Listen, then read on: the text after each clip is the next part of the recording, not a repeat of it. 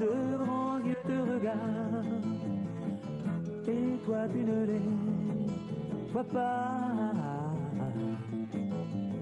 Tout là-haut dans le ciel, au milieu des étoiles, des gens vivent tout comme toi. Ça fait bien longtemps qu'ils sont venus pour créer la vie sur notre terre. Et le premier homme qu'ils ont fait, ils se sont mis à l'aimer. Tout là-haut dans le ciel, de grands yeux te regardent, et toi tu ne les vois pas. Bonsoir à toutes, bonsoir à tous. Je suis Jean-Pierre Saunier, je suis guide raélien. Je suis également un ambassadeur du futur. Et c'était avec l'équipe entière des ambassadeurs du futur que je vous accueille ce soir avec beaucoup, beaucoup de plaisir, comme tous les premiers et troisièmes samedis du mois. Bienvenue donc pour cette soirée qui sera encore une fois un petit peu particulière. Nous allons partir dans un voyage dans le temps à partir d'aujourd'hui vers le futur. Et nous allons regarder un petit peu ce que nous réserve la science, les hommes et puis la société. Voilà, j'espère que vous allez passer une bonne soirée. Je vous présente un petit peu le déroulé. Tout d'abord, eh bien, nous allons évoquer quelques points importants donc, de cette aventure scientifique. Vous aurez certainement la curiosité de vouloir entendre des réponses et nous avons avec nous un invité de marque que Marilyn va se faire un grand plaisir de présenter. Mais avant tout cela, je vous rappelle pour les personnes qui sont nouvelles que Tout là-haut dans le ciel, c'est une émission qui va passer sur les réseaux, qui est donc publique.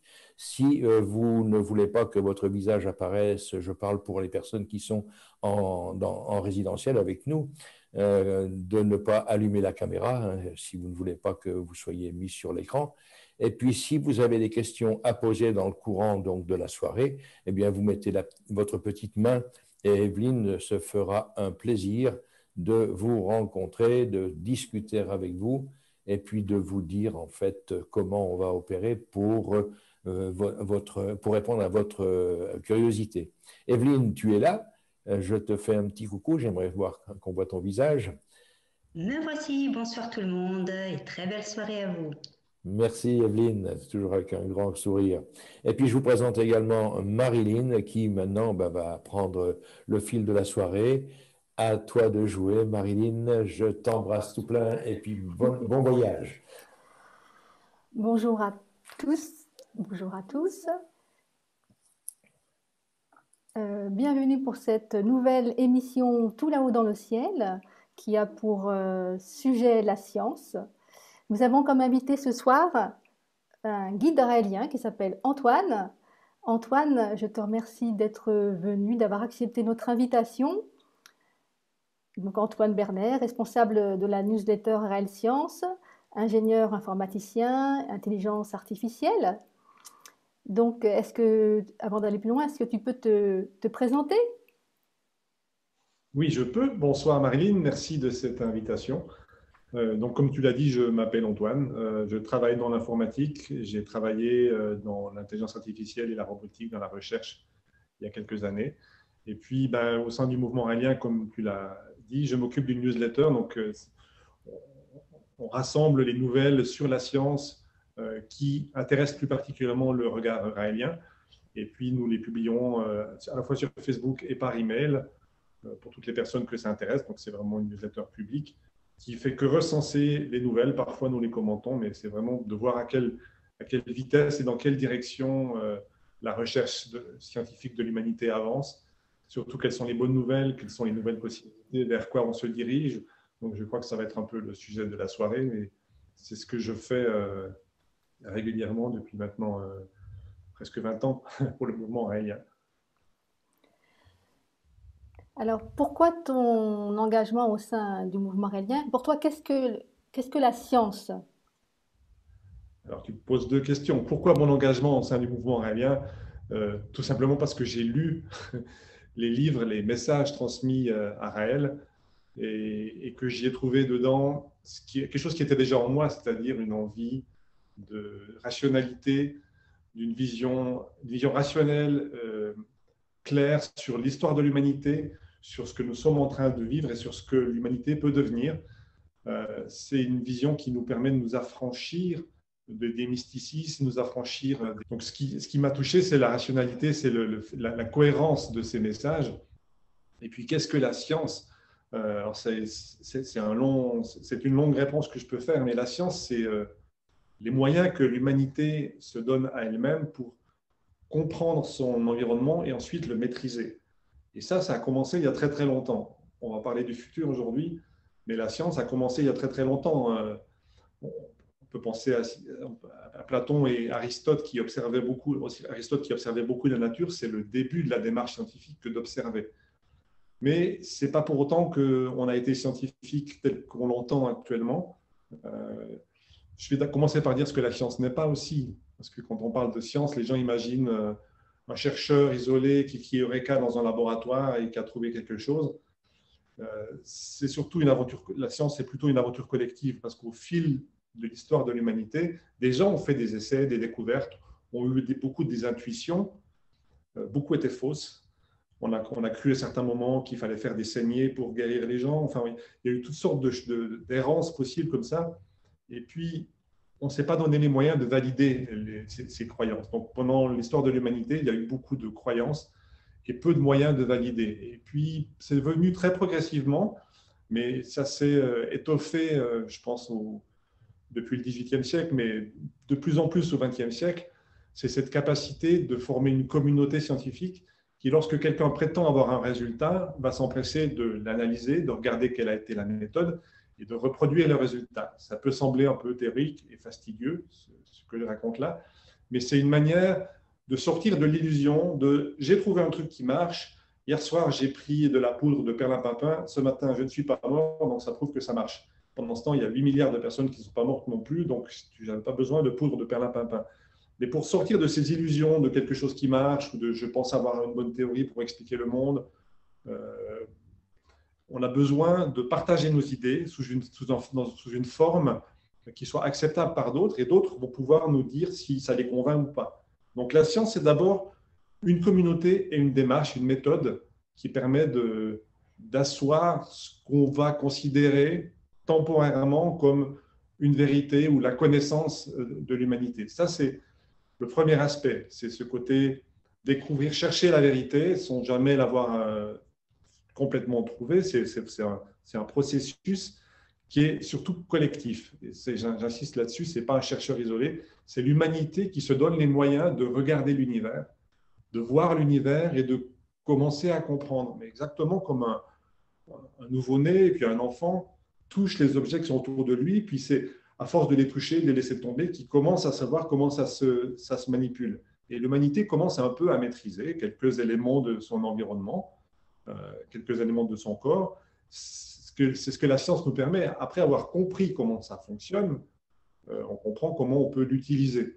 Et puis là vient la technologie, qui a fait beaucoup depuis le 19e siècle avec l'industrialisation, avec les machines à vapeur, enfin, vous connaissez l'histoire, pour libérer l'homme de beaucoup de choses difficiles ou permettre des choses qui étaient impossibles avant, comme voler, comme ressusciter des gens qui ont considéré comme morts. Enfin, il y a beaucoup de choses qui étaient des miracles il y a encore quelques siècles, ou pour certaines choses qui étaient peut-être des miracles il y a 50 ans et qui n'en sont plus aujourd'hui. Et ça, c'est possible que parce qu'on s'est donné une maîtrise collective. Ce n'est pas un magicien, on ne va pas voir le magicien dans sa maison qui nous dit « demain, tu vas être guéri », puis par hasard, vous êtes guéri, mais peut-être vous êtes guéri pour d'autres raisons. On s'est donné les moyens d'être relativement sûr et de vérifier collectivement, OK, on est d'accord, cette méthode, c'est celle qui nous semble fonctionner. OK, cette explication sur ce qu'on observe dans l'univers, c'est ce qui nous semble pour l'instant le plus plausible. Et puis évidemment, la science est faite de débats, hein, ils ne sont pas tous tout de suite convaincus. Nous sommes humains, nous avons tous des préjugés très forts, des préjugés, des illusions. Et puis, je pense que cette méthode scientifique, cette communauté, cette manière de formaliser les propositions et les résultats, qui est d'ailleurs différente un petit peu différente selon les domaines, cette manière de formaliser, c'est ce qui nous sort peut-être un petit peu parfois de l'illusion. Alors bien sûr, ça c'est basé sur la raison, sur le rationnel, mais ça ne suffit pas, parce qu'on a souvent l'image des peuples dits non scientifiques, ceux qui vivent encore en communion avec la nature et qui n'ont pas fait de développement scientifique, de recherche. On a l'impression qu'ils sont irrationnels. Or, c'est faux. Ceux qui sont allés les voir et qui parlent avec eux, j'ai entendu aujourd'hui l'interview d'un physicien qui a parlé avec des Indiens Kayapo en Amazonie. Ils sont très rationnels. Ils ont la notion de causalité. Ils savent que si je fais ça, ça va faire ça. Et ils savent bien que s'ils chassent trop, il y aura moins de gibier. Enfin, ils sont parfaitement rationnels au même titre que nous le sommes. Par contre, ce que la science a donné à une partie de l'humanité, et pour toute l'humanité, c'est cette capacité d'assurer la connaissance, de la faire perdurer et de la transmettre à d'autres pour leur permettre de l'acquérir pour eux-mêmes. Parce que si on me dit quelque chose marche, je vais avoir envie d'essayer. Si on me dit, ouais, hier soir, je suis allé sur la Lune, je suis revenu, c'était super. Je dis, ok, t'as fait comment? Il m'explique, il montre les plans de sa fusée. Si je suis capable de faire pareil, ou s'il me montre des photos, ça me donne des éléments pour le rejoindre. Et puis donc voilà en résumé, plusieurs millénaires d'histoire de l'humanité. Super. Alors, la soirée va emprunter le chemin de la science. Et alors, on va commencer par expliquer déjà une histoire fantastique scientifique, c'est la nôtre, celle de l'humanité. Alors maintenant que nous commençons à manipuler la matière et taquinons les principes de la création de la vie, donc je rappelle que dans nos laboratoires d'ingénierie génétique, déjà on commence à penser à la synthèse du premier génome humain. Il nous est facile de comprendre qu'un jour on demandera à ces savants d'aller jouer sur d'autres mondes, plutôt que de nous contaminer avec des virus et des microbes qu'ils auront créés dans leur labo ici sur Terre. Alors, comme Elon Musk aura certainement à ce moment-là installé quelques stations scientifiques sur quelques planètes autour du Soleil, il sera aisé d'aller faire de la recherche dans ces unités martiennes ou vénusiennes, il y a de fortes chances. Alors peut-être que, se rappelant les problèmes catastrophiques de la création de certains coronavirus ou bien de la manipulation et que des pandémies en ont découlé, on demandera à Elon Musk d'aller peut-être jouer encore un petit peu plus loin que le proche horizon de notre planète. On leur demandera d'aller jouer avec ces scientifiques sur un autre système solaire peut-être. On trouvera à partir de là d'autres planètes près d'autres systèmes solaires voisins, c'est sûr, et là, tranquille de part et d'autre, c'est-à-dire pour les terriens et puis pour les savants, une grande aventure, on pourra dire ainsi, une grande aventure de terraforming débutera sur un de ces mondes vierges, réunissant bien sûr toutes les conditions adéquates nécessaires pour y vivre libre, un monde que nous exploiterons, il y a de fortes chances, selon nos besoins. Alors justement, il y aura des plantes, des insectes, des microbes, des virus divers qui seront créés, nécessaires au maintien de la vie pour la création. Les animaux aquatiques, terrestres et aériens vont sortir donc des mains des scientifiques, des esprits des scientifiques et des artistes qui vont travailler ensemble pour créer un fantastique jardin planétaire. Et ce sera une sorte d'Éden, en fait. On va créer peut-être une sorte d'Éden qui servira aux expériences et aussi aux besoins de la planète mère, la Terre. Donc certainement que ces comités d'éthique seront contredits. Ce sera un scandale, par exemple, quand on touchera au clonage humain et à la copie de l'être humain sur ce nouveau monde. Il y aura une équipe un jour de savants qui dira nous, on va passer outre et on va quand même franchir le pas et on va sortir des humains parfaits de nos laboratoires. Et donc, ce sera un scandale. Il faudra interrompre tout ça. Et donc, ce sera un moment qu'on va vivre, peut-être, un passage pour faire admettre ces créatures dans notre monde. Alors, on pourra aller leur rendre visite. Et puis, pour ne pas les perturber, on se fera passer pour des dieux, pour être tranquille et aviver leur intelligence. Alors, bien sûr, Avec le temps, les dieux que nous serons devenus vont quand même prendre conscience qu'il faut arrêter de jouer à ce petit jeu. Il y aura des accords qui seront pris certainement avec ces humains qui grandissent, qui sont nos enfants, en fait, nos bébés, puisqu'on a accepté qu'ils ne seront plus des chimères de scientifiques, mais bel et bien une race qu'on aura essaimée là sur cette planète, des humains qui vont grandir en peuple, en nation. Et nous leur confierons certainement à un moment donné leur terre, leur planète. On va leur confier cela et on va leur dire, bien, croissez et multipliez, et puis développez-vous, faites attention, préservez bien la terre, et nous les suivrons certainement dans leur évolution, dans leur périple qui va être plus ou moins dur, plus ou moins chaotique, hein, celui d'une évolution autonome vers une science. Ils vont arriver à ce moment-là, à un moment donné, dans leur progression, dans leur évolution, peut-être, c'est pas sûr, mais peut-être, où ils seront à leur tour capables d'aller dans l'espace et d'y créer la vie. Car nous aurons compris que c'est quelque part le rôle de toute forme de vie aboutie de prendre le relais et de maintenir la vie dans cet univers infini où nous avons quelque part ce rôle à jouer entre autres. Il faut en être conscient de cela. Nous sommes là, nous sommes vivants dans cet univers infini. C'est intéressant à réfléchir à notre voyage dans cet univers. Et nous avons nous-mêmes été créés scientifiquement il y a très longtemps par un peuple qui nous observe, qui respecte notre développement. Il attend que nous soyons aptes à comprendre notre histoire sans mysticisme religieux ou scientifique. Et ce peuple a envoyé leur dernier messager, Raël, ambassadeur, pour faire le lien et nous permettre, si nous le voulons, d'entrer dans le cercle des civilisations hautement développées de l'univers infini. Donc c'est une belle histoire. Et Antoine, alors d'après cette histoire, d'après ce qu'on a dit, est-ce que tu penses vraiment qu'un jour nous irons créer la vie sur d'autres mondes? En tout cas, ce que je pense, c'est que nous en prenons le chemin dans la mesure où, comme je le disais avant, on commence par essayer de comprendre comment ça marche, on essaie de comprendre comment fonctionne la biologie. C'est vrai dans toutes les sciences, hein. On peut prendre l'exemple de la chimie. On a commencé par découvrir que la matière était composée de molécules, d'atomes, qu'il y avait différents types de matières, et puis on a découvert comment ça se décompose. On a appris à analyser. On nous donnait une matière, on commençait à savoir ce qu'il y avait dedans.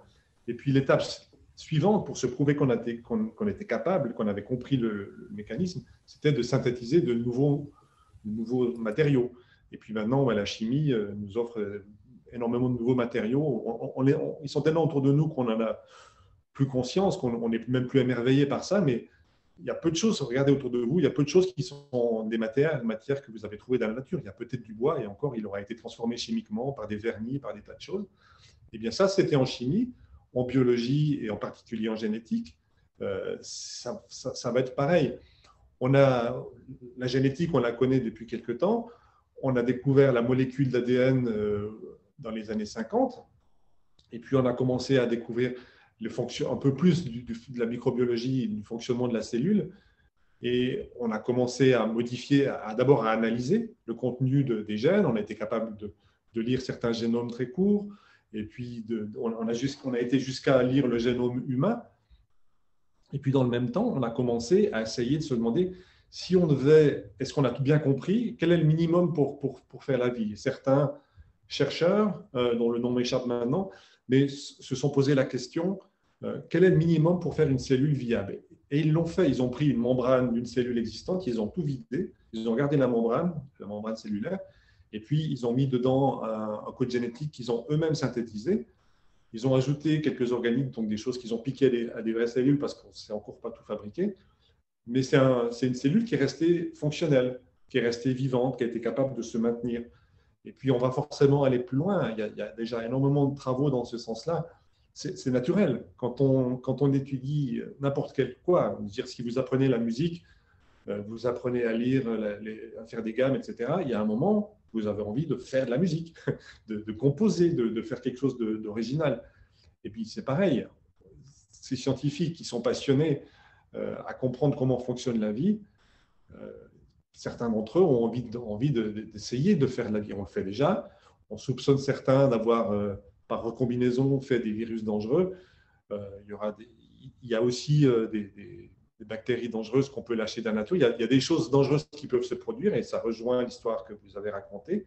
Ça nous obligera à peut-être faire certaines expériences ailleurs, mais en attendant, on continue sur la Terre de se poser la question, et pas seulement pour la beauté de l'art en se disant oui, comment ça fonctionne, et puis est-ce que je peux créer complètement, programmer une nouvelle cellule pour en faire quelque chose de nouveau. On a beaucoup parlé des OGM, organismes génétiquement modifiés. Ce n'est pas complètement nouveau. On n'a fait que prendre un gène à un organisme biologique et puis l'insérer dans un autre pour rendre certaines plantes plus résistantes ou pour rendre certains fruits plus gros, enfin pour changer le goût de certaines choses. Et avant de faire ça, on faisait de l'élevage en faisant des croisements pour avoir la meilleure vache laitière ou la meilleure vache à viande. C'est aussi jouer avec la génétique. Donc, on a fait ensuite au niveau des gènes, en faisant des OGM. Tout ça, c'est les prémices de commencer à bricoler avec nos briques de Lego de généticiens, de biologistes, comment je fabrique la vie. Et puis, il y a déjà des travaux intéressants sur quel serait ils ont appelé ça le pipeline, quel serait le cheminement à faire pour décider de programmer une cellule pour un but particulier. Vous savez qu'on a utilisé certaines bactéries pour produire de l'insuline dont certaines personnes ont besoin par injection, et parce que leur pancréas n'en fabrique pas. Eh bien, on est capable d'en fabriquer artificiellement. Avant, on la prélevait chez des porcs, et maintenant, on peut cultiver de l'insuline en ayant inséré les gènes qui permettent de fabriquer l'insuline dans certaines cellules. Et donc, certains chercheurs ont pour l'instant mis en place théoriquement quelle est la ligne de construction pour dire, OK, voici le plan de ce que je voudrais. Je voudrais une cellule qui fait de l'insuline, je voudrais une cellule qui est lumineuse, enfin, je voudrais une cellule pour une certaine fonction. Et puis, j'ai une intelligence artificielle, et c'est là qu'ils la mettent en œuvre, qui est capable, pour la fonction qu'on veut réaliser, d'aller chercher les gènes nécessaires, de demander les opérations de laboratoire à faire. Elles ne sont pas toutes automatisées encore, mais elles le seront. Des robots vont être au service de cette intelligence, pour que finalement, à partir d'un souhait humain, j'aimerais une cellule qui a telle fonction, une fonction connue évidemment, eh bien l'intelligence artificielle fait ce qu'il faut pour que la cellule qu'elle va fabriquer ait le génome qui réalise la fonction qu'on veut, et tout ce qu'il faut pour qu'elle soit vivante et fonctionnelle, et puis à la fin, mise en culture, et qu'on puisse la récupérer, la récolter et l'utiliser en médecine pour aller insérer un médicament, pour aller réparer ou soigner un organe. Enfin voilà. Donc il y a cette volonté d'utiliser le vivant, parce que c'est des briques de Lego pour des choses utilitaires. Et puis évidemment, ça ira plus loin. Ça ira plus loin. Je ne vois pas comment ça n'irait pas plus loin. On ne pourra pas dire à des chercheurs tout d'un coup, non, mais c'est bon, maintenant vous maîtrisez le truc, arrêtez. Non, parce que depuis qu'on maîtrise la chimie, depuis qu'on maîtrise l'informatique, on a fait toujours plus et on fera toujours plus. Et donc, il y a un moment donné, on en viendra à synthétiser non pas une cellule avec une fonction particulière, mais un groupe de cellules avec pas une fonction, mais la fonction d'être vivant. Donc, ça veut dire créer un nouvel organisme, une nouvelle bactérie, une nouvelle plante. Et la créer, ça peut être un OGM, on peut partir de quelque chose d'existant, mais il y a un jour où, pour se prouver qu'on a tout pigé, comment ça fonctionne, on partira de rien. On assemblera des éléments qui sont a priori, qui sont au départ pas vivants, et puis on synthétisera un ADN, on créera une membrane, on ajoutera ce qu'il faut pour que ce soit une première cellule à laquelle on permettra de se diviser. On aura même un jour la capacité d'accélérer ce processus de formation, et on créera un premier organisme. Les premiers seront simples, comme les premiers qui sont apparus sur la Terre, et puis on finira par être capable de créer des êtres vivants. Essayez d'imaginer si vous pouviez être devant l'équivalent d'un ordinateur et faire le design. Ah, j'aimerais bien un animal, un oiseau qui aurait telle couleur, un chant qui chanterait de telle façon, qui aurait telle danse pour s'accoupler. Imaginez la créativité qui peut se mettre en place. Et effectivement, c'est ce qui s'est produit sur cette planète il y a très longtemps. Non seulement ils sont venus faire des expériences scientifiques pour se prouver qu'ils maîtrisaient, et ils ont maîtrisé l'équilibre écologique quand on voit à quel point les espèces sont utiles les unes aux autres, à quel point une forêt est un organisme à part entière, hein, fait à la fois des insectes, des oiseaux, des arbres fruitiers, des arbres, enfin, tout ça fonctionne et reste stable et capable de survivre pendant des millénaires. Ça veut dire qu'ils ont parfaitement maîtrisé l'aspect technologique du truc. Mais la question qu'il faut se poser, c'est est-ce qu'ils ont aussi maîtrisé l'aspect artistique du truc? J'imagine, comme moi, que quand vous regardez les documentaires animaliers, les documentaires sur la nature, sur le fonctionnement des plantes, sur le fonctionnement des relations entre les plantes, les insectes, plusieurs plantes entre elles, la manière dont les plantes communiquent, la manière dont ça se reproduit, ça se répand. On peut être qu'émerveillé de ce travail éblouissant et magnifique. On doit être sensible à cette beauté. Ce n'est pas juste des robots qui fonctionnent. Oui, la vie, c'est des mécanismes comme des robots qui fonctionnent, mais c'est surtout beau. C'est merveilleusement beau et c'est aussi à ça, on n'est pas obligé de parler que de science, si on a cette sensibilité-là, c'est aussi à ça qu'on reconnaît qu'il y a une œuvre intelligente, qu'il y a une œuvre artistique sur cette planète. Ils sont venus, c'est sûr, faire de la science, et on le voit quand on regarde le fonctionnement d'une cellule, on comprend que ce n'est pas un truc qui se fabrique tout seul, on comprend que c'est des mécanismes qui sont quand même assez proches de ce qu'on ferait si on voulait faire de la matière programmable. Sûrement qu'on découvrira qu'il y a des concepts qui sont proches des concepts de la programmation informatique. Il y en a, je pense déjà, la notion de start, stop, la notion de sous-programme, il y a des choses comme ça. Je ne connais pas assez la biologie pour affirmer des trucs dans ce sens-là, mais je pense que c'est une manière de lire la biologie, de se dire, et si ça avait été conçu comme on conçoit nos ordinateurs ou nos programmes? C'est une manière de voir l'aspect technologique. Et puis, pour ceux qui n'ont pas cette fibre-là, il y a l'aspect de la beauté, l'aspect artistique. Esthétique. Oui. Mais oui, c'est super ce que tu évoques là, Antoine. J'aimerais donner la parole au prophète Raël Le Maitreya, qui va nous donner son petit témoignage de ce qu'il a ressenti il y a quelques années. On vient d'évoquer la notion donc de création, véritablement une création, mais pas divine, une création humaine, scientifique. C'est ça qui est extraordinaire. On est avec des humains qui viennent d'un autre monde, qui s'installent sur une planète, qui en font un terrain gigantesque. J'imagine, lorsqu'ils sont venus sur la Terre pour pouvoir installer leur laboratoire, c'était pour des missions scientifiques, mais aussi pour récolter, exploiter les sols pour leur monde. On ne va pas sur d'autres planètes comme ça simplement pour faire que de la science. On va aussi pour voir les richesses, c'est ce qu'on est en train de faire sur Terre aujourd'hui. Elon Musk, avec tous ces gens qui sont autour de lui et bien d'autres, regarde les autres astres, les autres planètes avec un œil très, très intéressé, pas que simplement esthétique, mais pour aller exploiter, explorer, exploiter les sols nouveaux, en espérant qu'il n'y aille pas avec l'esprit colonialiste que l'on connaît, que l'on travaille encore aujourd'hui dans notre esprit. J'espère que quand on va partir dans cet espace, ça sera pour aller visiter, découvrir, s'enrichir de beauté et autres, et puis exploiter aussi les richesses qui sont là, qui sont offertes par la nature elle-même. Le prophète, il est heureux parce qu'il y a quelques années, il a entendu un petit quelque chose que tu viens d'évoquer. On peut lui laisser la parole si vous voulez bien. Welcoming the planet, the Earth.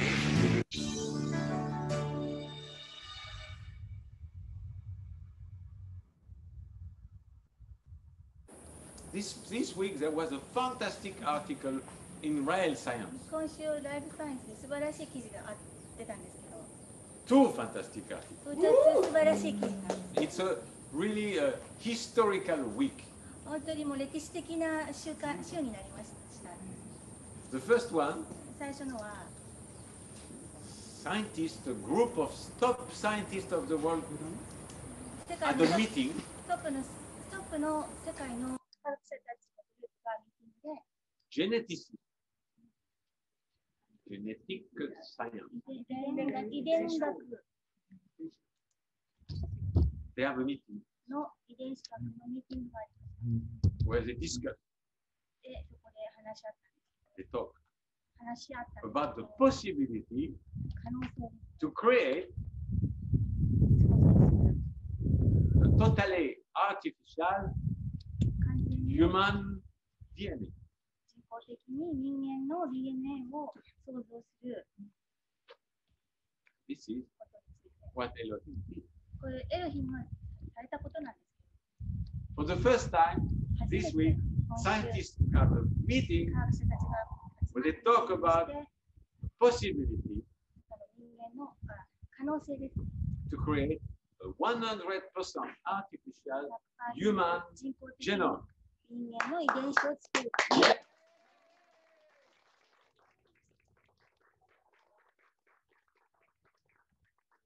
This happened long time ago on Elohim planet. ずっと前に起こったこと And then they did it で彼らはそれをやって and created us 私たちを想像しました here. ここで So now we are 私たちは witnessing 証人がいますね the Elohimization of humanity.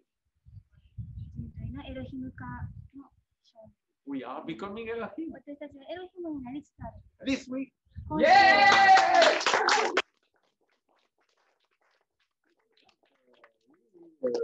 I had tears in my eyes 涙が出ました because it's the message.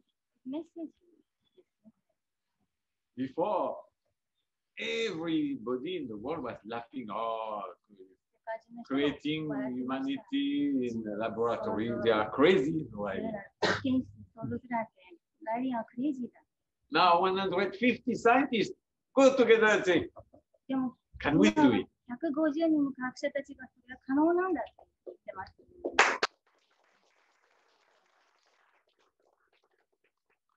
We can laugh anymore, right? 誰もライアンのことも笑いません Take this article, it's on Facebook.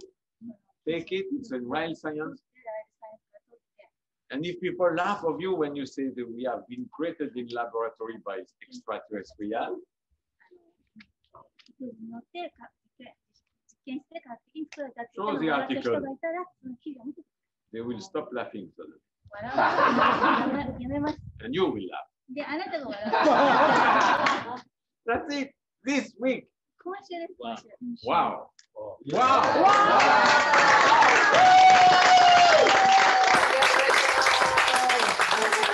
Exceptional, exceptional week, exceptional year, exceptional century. これ例外的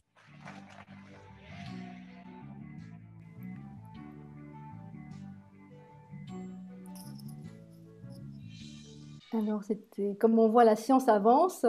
Et en fait, quand il y a des découvertes comme ça, il y a des personnes qui se disent pour et des personnes qui se disent contre.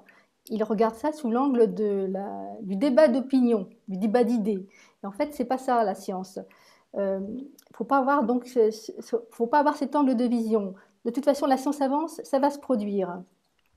La vraie question qu'il faut se poser, c'est comment on va utiliser la science. Il y a deux façons. Il y a pour faire profiter l'humanité ou pour faire des événements un peu destructeurs de l'humanité, comme il y a eu par exemple la bombe Hiroshima. Alors Antoine, comment est-ce qu'on peut arriver à faire en sorte que les scientifiques utilisent la science à bon escient pour le bien de l'humanité et pas pour lui faire du mal? Est-ce que c'est facile? Est-ce que tu as des idées pour guider les scientifiques dans ce domaine? Ça, c'est une vaste question et je pense que si j'avais une solution magique du genre Yaka, on la mettrait en place. Mais les scientifiques sont des êtres humains. La communauté scientifique appartient à l'humanité parce que c'est l'humanité, comme je l'ai dit au début, qui cherche à comprendre l'univers et qui cherche à maîtriser certaines choses. Et qu'est-ce qui fait que parfois certaines choses mènent à des catastrophes? Tout n'est pas toujours rose et tout n'est pas toujours intentionnel. On a évoqué des possibles accidents et puis on pourrait évoquer, il y a des accidents de voiture, il y a beaucoup de morts chaque année. On pourrait être contre. Peut-être que si on avait su au moment de l'invention des voitures que ça mènerait à autant de morts, peut-être qu'on aurait été suffisamment nombreux contre. cette invention tellement catastrophique. Donc, on peut toujours s'arrêter sur les détails. On peut toujours fermer son champ de vision, mettre l'émotion en avant, avoir peur, et puis se figer. Ça n'empêche pas l'humanité d'avancer, ça n'empêche pas les événements d'arriver. Si on se met dans une large perspective, je pense que les scientifiques sont des êtres humains, ils sont passionnés par ce qu'ils font, et ils ont a priori pas de mauvaises intentions. Par contre, ils peuvent avoir une éducation. Certains scientifiques sont éduqués dans le nationalisme et dans l'idée qu'il faut se défendre contre les étrangers et puis que leur nation doit être plus forte que les autres. C'était le cas des scientifiques qui ont été éduqués au début du XXe siècle, et ce sont eux qui ont permis la création de certaines armes. C'est eux qui ont permis que la Deuxième Guerre mondiale soit aussi, oui, la première aussi d'ailleurs, soit aussi meurtrière qu'elles l'ont été. C'est parce qu'ils avaient certaines valeurs. Mais pour avoir côtoyé quelques scientifiques dans différents domaines, ce sont des êtres humains comme vous et moi qui rêvent, qui ont envie de faire des choses utiles. Personne n'a envie de se dire « super, j'ai fait une arme vachement plus létale, je suis content, je vais pouvoir tuer des milliards de personnes ». Personne ne fonctionne comme ça. Il faut mettre en place tout un mécanisme. Pour ceux que ça intéresse, regardez comment la bombe atomique a été mise au point. Les scientifiques qui ont poussé à ça, dont au début Albert Einstein, ils n'avaient pas l'intention de tuer 100 ou 200 000 personnes en une fois. Par contre, ils avaient peur de l'Allemagne nazie, ils avaient peur de ce que la guerre pouvait devenir, et ils se sont basés sur les valeurs qu'ils avaient à ce moment-là. Donc, il y a de mauvais exemples où, effectivement, on a de mauvaises valeurs, on a une mauvaise perception du monde, et puis on peut mal utiliser les connaissances scientifiques. Ça fait partie, hélas, de l'apprentissage et de l'équilibre entre connaissance et sagesse. De la même façon, j'ai déjà pris l'image avant d'un petit enfant qui découvre le monde, et puis en découvrant le monde, il peut se blesser, il peut tomber à vélo. Est-ce que pour autant, il faut interdire de faire du vélo? Je ne crois pas. Par contre, il faut cultiver cette idée d'une humanité qui est une, et cette idée elle est beaucoup cultivée actuellement par les scientifiques, parce qu'ils ne sont plus en train de travailler pour leur pays, sauf peut-être certains vieux dinosaures, mais ils ont des colloques internationaux, ils communiquent beaucoup plus avec leurs collègues chinois, américains, sud-africains, qu'avec les gens du même pays ou avec le gouvernement. Donc, je pense que l'internationalisation se fait par la science en premier. Et ça ouvre vers un autre fonctionnement du monde. Ça ouvre vers d'autres valeurs que les valeurs qui ont sous-tendu à créer plus d'armes et des armes encore plus dangereuses. Donc, ça va dans le bon sens et la science y participe. Maintenant, il y a la manière dont on réussit à motiver tous ces êtres humains, ces scientifiques, ces chercheurs. Ils ont besoin de gagner leur vie. Ils ont aussi un orgueil, ils ont besoin d'avoir une carrière. Et si le seul moyen de le faire, c'est de faire beaucoup de publications et de les faire au nom de certaines entreprises qui n'ont pas suffisamment d'éthique, certains le feront. Donc, les solutions sont assez simples.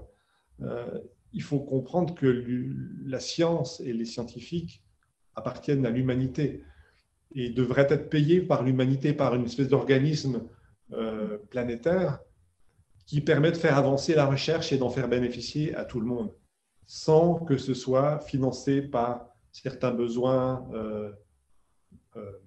capitalistes.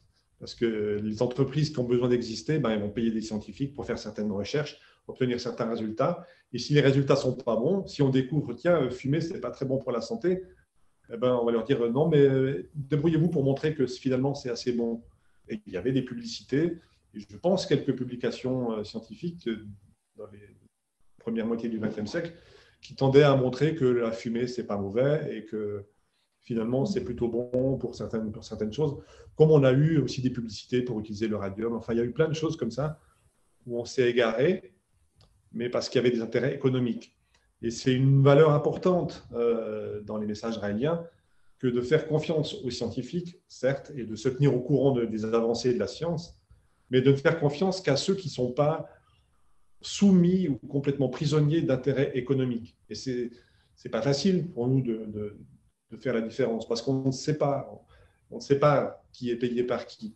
C'est pour ça qu'il faudrait pousser dans le sens d'une mise en commun des moyens de recherche, comme ça existait dans certains pays, non pas pour la gloire de pays, mais là pour la gloire de l'humanité. Et pas la gloire de l'humanité, pour le bien-être de l'humanité. Une mondialisation scientifique, en fait. Absolument. Et la science, c'est bien sûr quelques dangers à l'échelle planétaire, mais c'est surtout beaucoup plus d'amour pour l'humanité, beaucoup de souffrance en moins. C'est les moyens que l'humanité se donne pour maîtriser son environnement. Et le maîtriser, pourquoi faire? Pas forcément pour tout détruire, même si le risque existe, mais maîtriser son environnement pour le rendre plus confortable. Et si vous regardez autour de vous, si vous pensez à ce que vivaient vos grands-parents ou vos arrière-grands-parents, vous pouvez être assez facilement convaincu que ça a plutôt bien marché. Ça a prouvé que ça fonctionne. Notre vie est plutôt plus confortable, plus longue, en meilleure santé que ce que ne l'était celle de nos arrière-grands-parents. Bien sûr, oui. Donc, ça va dans le bon sens. Pour aller dans ce sens-là, il y a des outils quand même qui sont intéressants et importants. L'Internet, par exemple, est un véhicule de l'information qui est fantastique. Encore faut-il qu'il y ait des réseaux, je dirais, de confiance là aussi, pour que les scientifiques puissent être à l'aise et tranquilles dans ce qu'ils développent entre eux. En fait, c'est un collège, ce que tu es en train de dire, c'est un collège mondial de scientifiques qui devraient exister et qui devraient être à même de pouvoir montrer les pistes que l'humanité pourrait prendre avec toutes ces découvertes qu'ils vont développer. Exactement. Pour moi, cet équilibre qu'on met souvent en avant entre science et sagesse se situe là, dans cette internationalisation, cette mondialisation de la science. Et puis, évidemment, l'Internet, c'était un outil incontournable, nécessaire pour ça, mais il est utile pour la science, mais il est utile pour tout le monde, pour prendre conscience que ceux avec qui on se connecte, qu'ils soient dans le village d'à côté ou bien de l'autre côté de la petite sphère que nous habitons, c'est un être humain comme moi, qui a les mêmes préoccupations, la même sensibilité, de petites différences culturelles qui sont intéressantes, mais comme depuis le début de la technologie, les transports ont diminué notre planète. L'Internet a encore diminué la taille de notre planète, puisque là, on peut être connecté. Je pourrais être n'importe où. Je suis en Suisse, mais je pourrais être en Australie, je pourrais être même dans l'espace. On aurait la même conversation. Et ça rapproche les gens. Ça rapproche les gens, donc ça rapproche aussi la science et ça fait disparaître, je pense en quelques générations, ça va complètement faire disparaître la notion de nation. Je veux dire, on nous dit tu es français, tu es suisse, et tu dois travailler pour la gloire de ton pays et de son économie et son expansion. Mais ça, c'est des vieux discours. Et peut-être que s'il y a des jeunes qui nous écoutent, ils l'ont peut-être même pas entendu. C'est des vieux discours qu'on entendait quand on regardait encore la télévision. Maintenant, on est sur Internet, les discours, ils sont plutôt de se connecter avec le monde, se connecter avec des gens qui sont différents, échanger des idées, et puis penser global, penser humanité. Et ça faisait déjà partie de ma culture quand j'étais enfant, parce qu'il y avait certains dessins animés qui allaient dans ce sens-là, et certaines séries télévisées. Et j'imagine encore plus maintenant grâce à l'Internet, et beaucoup moins de télévision. Les jeunes ne regardent plus la télévision, ils ne regardent plus le journal télévisé. Ils ont beaucoup moins cette notion de faire partie d'une nation. Même l'Europe, c'est une région, mais c'est qu'une étape dans cette mondialisation. Et ça, c'est un état d'esprit, c'est un changement des cultures, un changement de la vision du monde qui vient naturellement. Je pense qu'elle vient naturellement, elle fait partie de l'humanité. Il y a une prise de conscience aussi pour des raisons écologiques. Alors qu'on adhère ou pas aux thèses sur le réchauffement climatique, ça a au moins l'avantage de faire en sorte que des jeunes se rassemblent et se disent on fait partie d'une même planète. Et même s'il n'y a pas le danger du réchauffement, il y a le danger de la pollution de toute façon, il y a le danger de la destruction de notre écosystème, il y a bien sûr le danger de l'autodestruction parce qu'on a toujours les armes nucléaires qui permettent de le faire. On n'a aucune raison de les accumuler, on n'a plus aucune raison. Tous les pays collaborent, font des échanges économiques, il n'y a vraiment strictement aucune raison d'avoir ces armées-là. Et donc, c'est l'affaire d'une génération, que ça se mette en place, que la mentalité change et qu'on ait cette vision d'être un sur cette planète en attendant d'être un avec d'autres civilisations. Parce que dès le moment où on aura passé ce pas et qu'on sera capable d'être un entre nous, avec toutes les différences que nous avons, les différences raciales, les différences culturelles, les différences de vue, de manière de fonctionner, mais qu'on sera une humanité, une humanité qui se donne les moyens d'arrêter de souffrir, qui se donne les moyens de nourrir tout le monde, qui se donne les moyens de ne pas obliger les gens à travailler dans des mines ou de travailler 8 heures par jour. Si on arrive à ça, si on arrive à une société de l'échange avec cet état d'esprit, c'est vraiment une question d'esprit, c'est de jeter les vieilles idées politiques et de passer par-dessus, de passer à travers l'Internet et de devenir une humanité. Une fois qu'on aura réussi cet état d'esprit, cette philosophie, cette manière de fonctionner, on sera capable automatiquement de le faire avec d'autres civilisations. Et comme par miracle, c'est à ce moment-là qu'on entrera en contact avec elles. On va commencer par l'une d'entre elles, mais pour moi, c'est un processus naturel, comme quand un corps humain grandit, le cerveau se développe. À certains âges, on commence à développer certaines capacités, certaines idées, et puis vous savez, ça a été étudié par la psychologie, à quel moment on devient plus rationnel, à quel moment on prend conscience des autres, à quel moment, ce genre de choses. Je pense que ça se produit de la même façon à l'échelle d'une humanité. Ça s'appelle la macrobiologie. C'est ce qui fait que l'humanité, bien sûr, nous sommes faits d'individus, mais nous sommes aussi un seul organisme. Et quand cet organisme aura réussi cette union, ce fait d'être un, il sera mûr. Il sera mûr pour être un avec tout ce qui est vivant, tout ce qui est conscient dans l'univers. Peut-être qu'il faut déjà commencer par se découvrir soi-même et sentir que nos cellules sont des êtres à part entière qui vivent ensemble en parfaite harmonie le plus longtemps possible pour mener à bien une bonne santé et faire vivre l'ensemble. Ça, c'est le plus bel exemple qui existe, et quand ils ont créé la vie, ils ont fabriqué des êtres vivants, justement, architecturés sur ce principe, et une humanité se doit certainement de prendre connaissance et conscience de cette construction pour son propre groupe d'humains, hein, puisque là, c'est quelque chose de phénoménal. Le vivant, qu'il soit humain, végétal, microbien ou autre, est organisé toujours de la même manière. Ce sont des éléments uniques qui travaillent ensemble et qui font un muscle, qui font un os, qui font un truc, et l'ensemble fait un édifice qui est le corps vivant. L'humanité est appelée à ça, mais encore, il va falloir encore quelques décennies peut-être pour assimiler tout cela. J'en donne la parole à Marilyn qui a aussi quelques questions à te poser. Oui, là on parlait donc de l'ensemble de l'humanité, on parlait des scientifiques. Quand on parle au niveau individuel, tu avais dit dans une interview, tu avais parlé de l'effet Dunning-Kruger. Je cite, selon lequel les plus ignorants, non seulement surestiment leur niveau de compétence, mais ne parviennent pas à reconnaître la compétence chez ceux qui sont réellement compétents. Donc, par exemple, il y a une étude qui illustre ça parfaitement, qui est intitulée « Les opposants extrêmes aux OGM sont ceux qui en savent le moins mais pensent en savoir le plus ». Ça, c'était une première étude. Il y a eu aussi un sondage du Pew Research Center qui révèle que 88% des scientifiques sont pour les OGM, pour eux qu'ils estiment sans danger pour la santé, alors que seulement 37% des profanes le pensent. Alors, comment faire en sorte que l'individu ait confiance en la science? Il ne connaît rien, mais en même temps, il se laisse peut-être influencer par l'environnement, par les médias, etc. Comment changer les choses pour qu'il ait confiance en la science? Ça, c'est une super question. Et il faut se demander pour quelles raisons l'individu perd confiance en la science, tout en ayant une opinion. C'est paradoxal, hein? À la fois, il y a des gens qui affirment que la science, c'est mauvais, ça va mener ceci, cela. Et en même temps, ils ont une opinion sur la science, et d'un autre côté, ils n'y connaissent rien.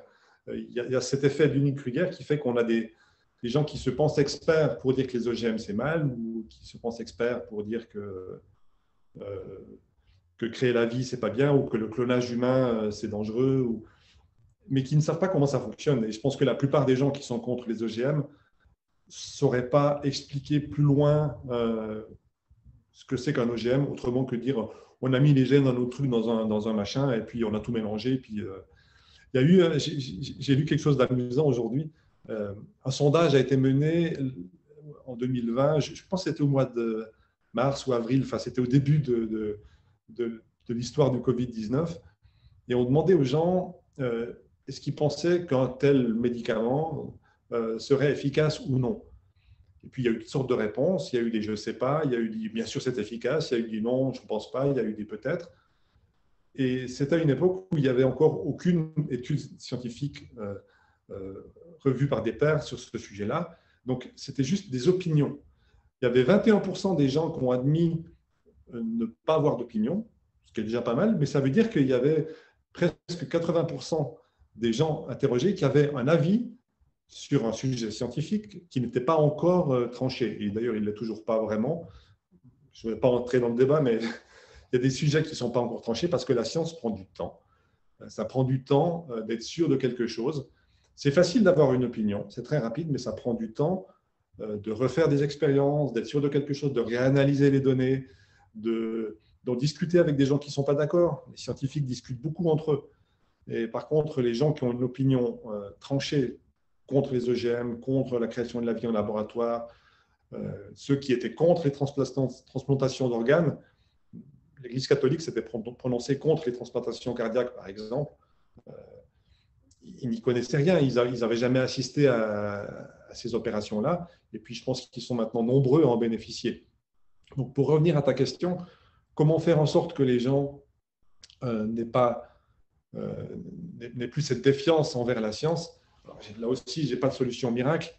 J'aurais envie de te dire, s'ils la connaissaient mieux, s'ils comprenaient mieux comment ça fonctionne, ils auraient moins ce rejet, cette opinion a priori sans savoir. Mais maintenant, tout le monde n'est pas scientifique et on ne va pas demander à tout le monde de comprendre les détails, de lire des publications scientifiques.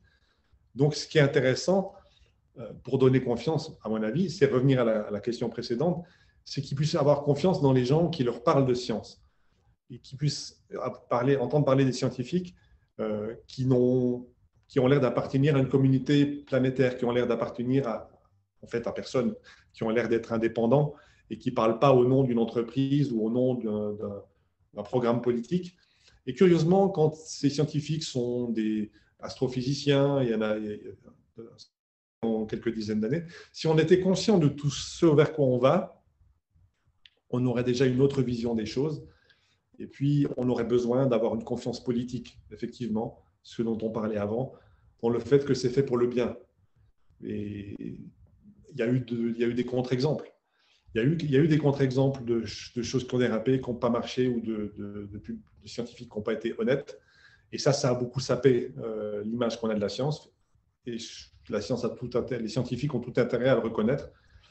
Mais on aurait tort de généraliser, on aurait tort de penser que parce que certains sont corrompus, la plupart des êtres humains sont corrompus. C'est comme partout, il y a des gens corrompus, il y a des gens qui se trompent. Mais si on avait une vision juste des choses, on serait enthousiasmé.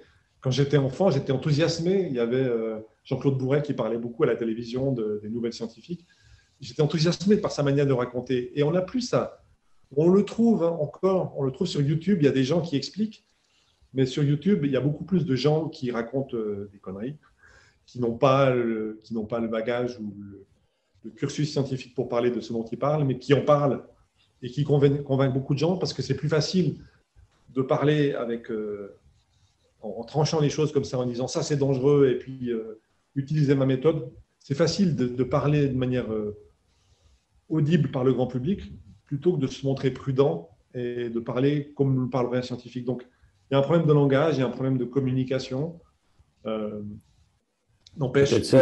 peut-être ça, justement, c'est qu'au niveau scientifique, il devrait y avoir aussi, avec le collège mondial, un collège d'information de ce qui se passe au niveau scientifique, qui montre les bienfaits de la science.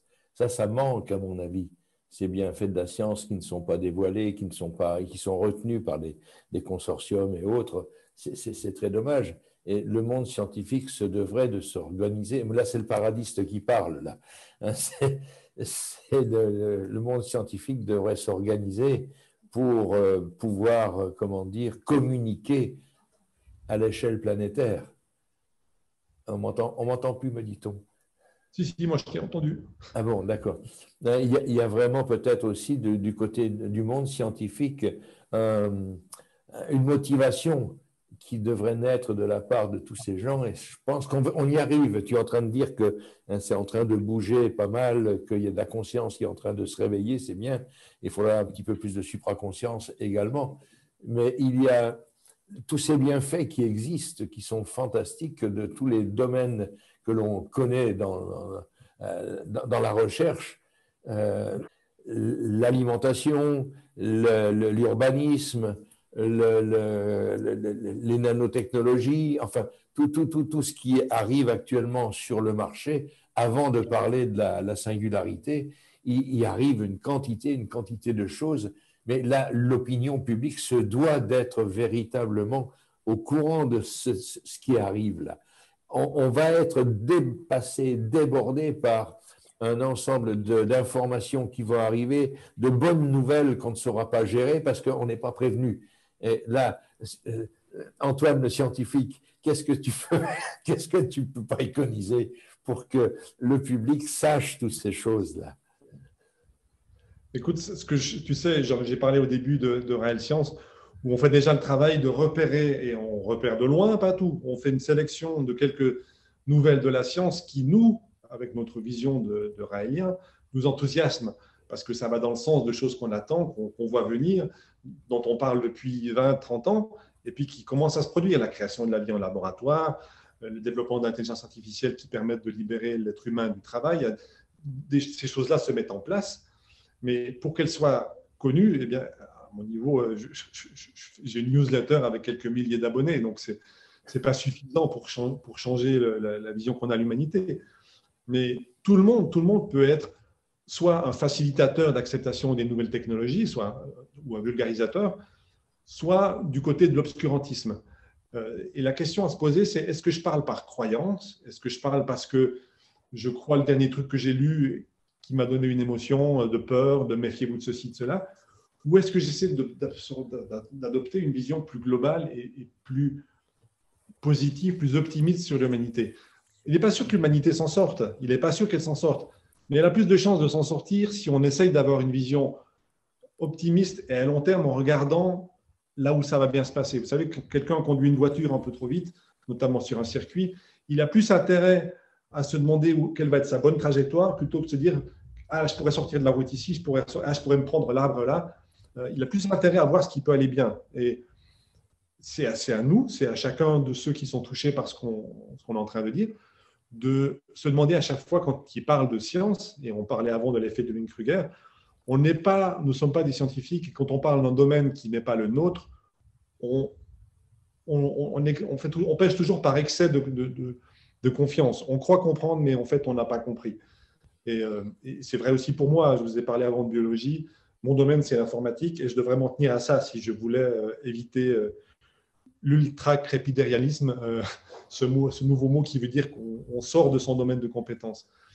Mais ça, c'est l'aspect technique. Donc, si on se focalise sur les détails pour dire « oui, c'est dangereux, tel vaccin est dangereux parce que… », je suis certain qu'on ne sait pas de quoi on parle. Par contre, si on essaie d'avoir la vision globale en se disant « est-ce que c'est fait dans le but d'aider l'humanité ? Est-ce que je pense vraiment que tout le monde est en train de faire une conspiration mondiale pour tuer l'humanité ? Est-ce que je suis du côté de cette peur-là ? Ou est-ce que je cherche le positif et je cherche à encourager le positif et je cherche à créer déjà dans ma tête un avenir de l'humanité rêvé, un avenir où la technologie libère l'humanité des souffrances. Libérer l'humanité des souffrances. On souffre encore beaucoup sur cette planète. Et on a tous les moyens pour supprimer la souffrance, en commençant par la faim. Ça, c'est un problème politique. Malheureusement, ce n'est plus un problème technologique. Mais on va supprimer beaucoup de maladies qui font souffrir des gens, qui handicapent des gens. Je parlais avant de réparer la colonne vertébrale. On l'a fait avec des souris. Donc, des gens qui peuvent plus bouger suite à un accident ou même de naissance, peut-être pourront bouger. Il faut en permanence se demander qu'est-ce qu'on peut faire de bien, qu'est-ce que je peux faire de bien avec ça. Et puis, c'est une force qui va aller dans un sens ou dans l'autre. Je crois que la communauté scientifique commence à prendre conscience de son problème de communication et la pandémie, ou en tout cas le blabla politique autour de la pandémie a révéler ça, c'est que la science est très mal comprise et que ça a donné l'opportunité à des gens qui ont un agenda politique ou des gens qui ont un agenda mystique de prendre le devant de la communication, de faire beaucoup de vues sur Internet, mais ce n'est pas des gens qui roulent pour le bien de l'humanité, ils roulent pour eux. Et ça se voit, ça se voit. Ils ont toujours un truc à vendre, ils ont toujours une solution à vendre, un machin. Ce qui, moi, me fait bouger, me fait parler, et je pense que je sais que c'est ton cas aussi, Jean-Pierre, c'est de sauver l'humanité, c'est de la sortir de ses souffrances, et c'est de réaliser ce que tu as appelé le paradisme. On a tous les moyens de réaliser ce paradis sur Terre.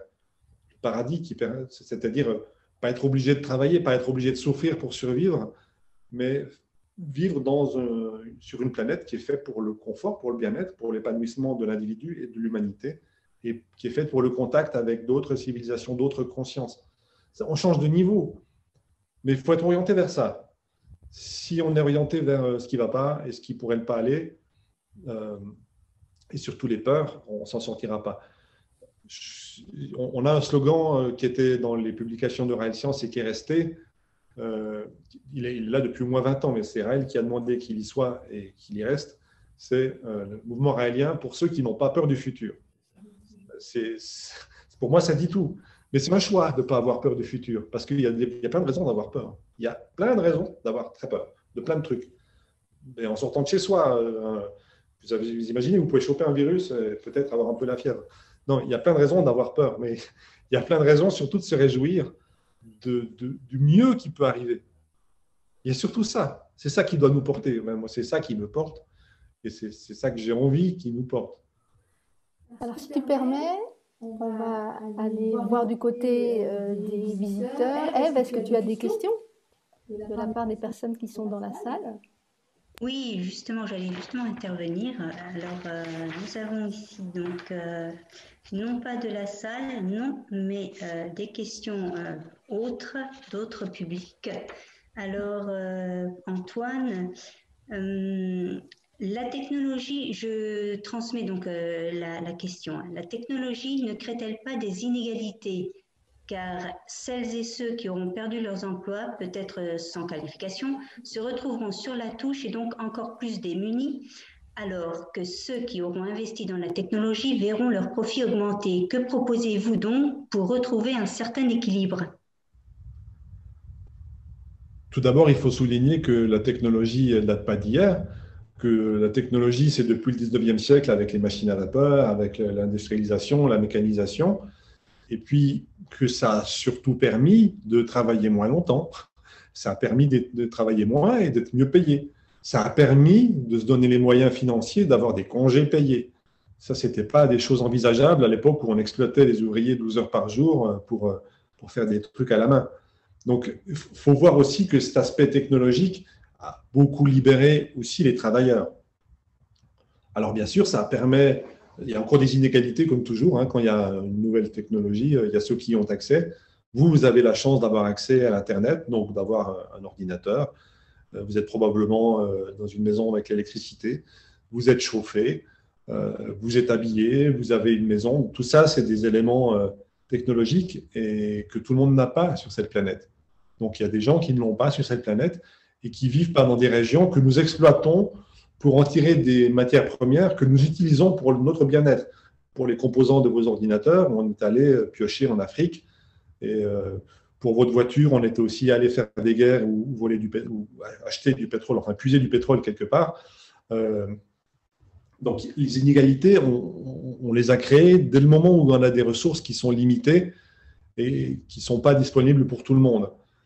Alors, on va me dire, ben, si on rendait les ressources disponibles pour tout le monde, qu'est-ce qu'il faut pour le faire? Et il nous faut de la technologie. Le seul moyen de rendre les ressources disponibles pour plus de gens, c'est la technologie. Regardez les voitures. Au début, seuls les super riches avaient une voiture et tout le monde en parlait. C'était la voiture du village ou de la ville. Et puis, un certain Ford a compris que plus il fabriquait de voitures accessibles à ses ouvriers, plus il allait avoir de clients.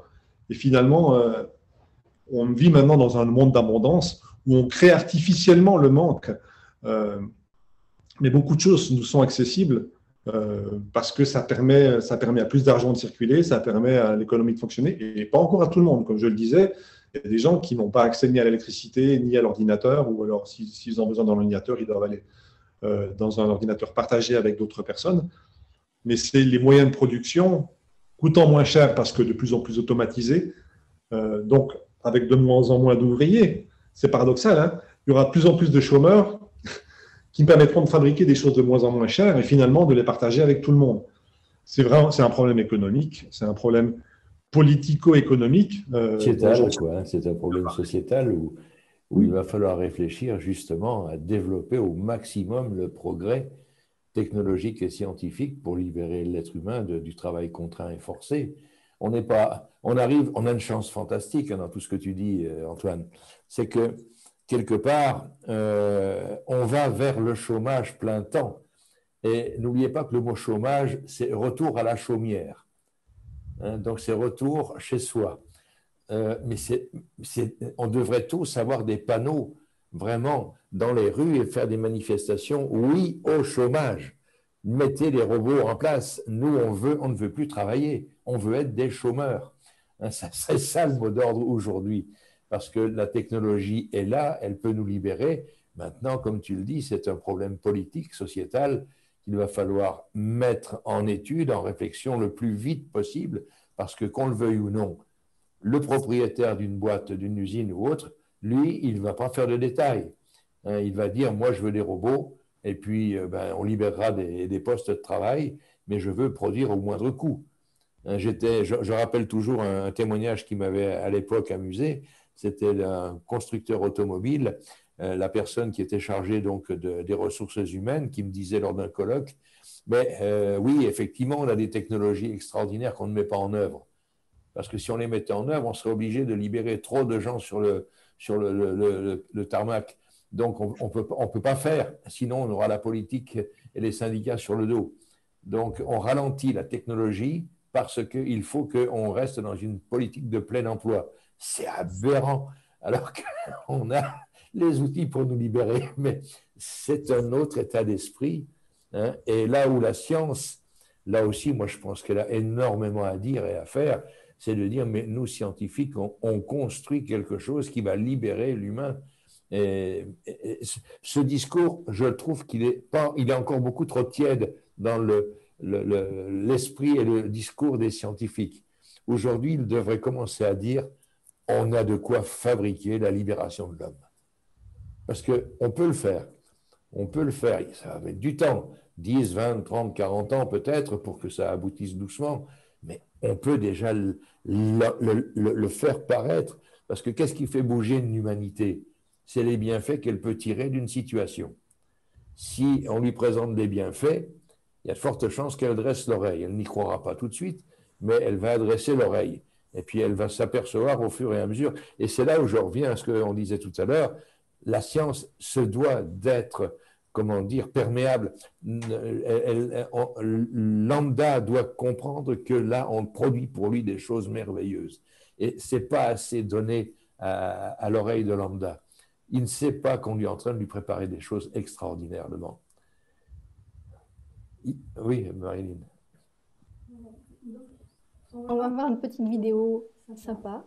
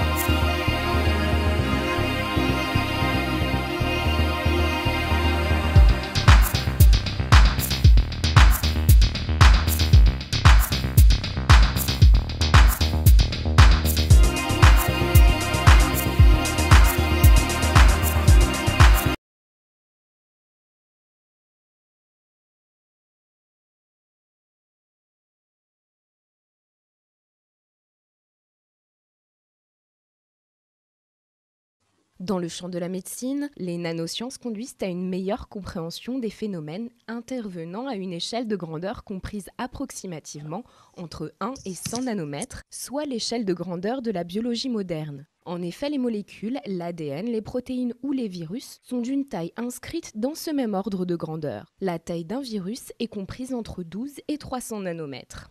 En d'autres termes, un nanomètre est l'équivalent d'un milliardième de mètre. À titre de comparaison, le rapport entre l'échelle humaine et l'échelle nanométrique est comparable au rapport de taille entre notre planète et une orange. L'application des nanotechnologies à la santé, c'est ce qu'on appelle la nanomédecine. La plupart des composants de notre corps, les cellules, les protéines, sont à l'échelle du nanomètre. Pouvoir travailler à cette échelle, c'est donc pouvoir travailler directement à la taille de ces éléments, mieux les observer et les comprendre afin d'être plus efficace dans les traitements. Prenons l'exemple d'une maladie pour laquelle les médicaments classiques détruisent sans distinction les cellules malades et les cellules saines. Comment mieux cibler uniquement les cellules malades? Qu'apportent alors les nanotechnologies? Les nanotechnologies permettent la vectorisation des médicaments, c'est-à-dire que le principe actif va être transporté dans l'organisme jusqu'à sa cible par les nanovecteurs. Les nanovecteurs de 3e génération sont recouverts de capteurs qui permettent de cibler les cellules malades. Ainsi, pas de perdition, le principe actif est protégé, sa libération est contrôlée, il gagne donc en efficacité et réduit les effets secondaires. Aujourd'hui, la nanomédecine représente un espoir dans de nombreux domaines. Et si de minuscules échantillons de cellules permettaient de détecter rapidement les perturbations génétiques de certaines maladies? Et si on pouvait cibler uniquement les cellules cancéreuses sans toucher les cellules saines? Et si l'on pouvait créer des tissus vivants permettant de remplacer des tissus ou des organes endommagés? Au total, ce sont 230 produits issus des nanotechnologies qui sont en cours de développement ou sur le marché, qu'il s'agisse de médecine humaine, de médecine vétérinaire ou de dispositifs médicaux. Parmi les produits destinés à la médecine humaine, 122 sont en phase de développement clinique et 35 sont commercialisés. Aujourd'hui, l'étude de la nanomédecine laisse espérer de grandes avancées, notamment contre le cancer, les maladies infectieuses et les maladies cardiovasculaires.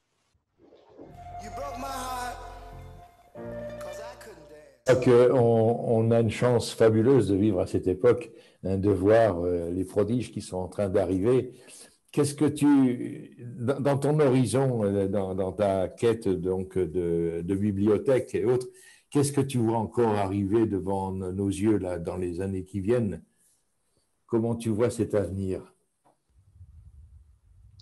Les années qui viennent, ça représente beaucoup de choses, mais il y a une accélération qui soulève beaucoup de fantasmes, c'est l'accélération de l'intelligence artificielle et de la puissance des ordinateurs qui en est la source.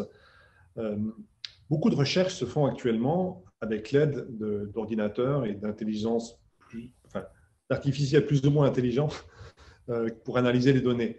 Mais il y a déjà des choses qui se font où on cherche de quelle manière produire une certaine molécule. Et vous savez que produire une molécule pour qu'elle ait une certaine forme dans l'espace, c'est un problème très compliqué pour les chimistes, mais les données du problème sont faciles à poser.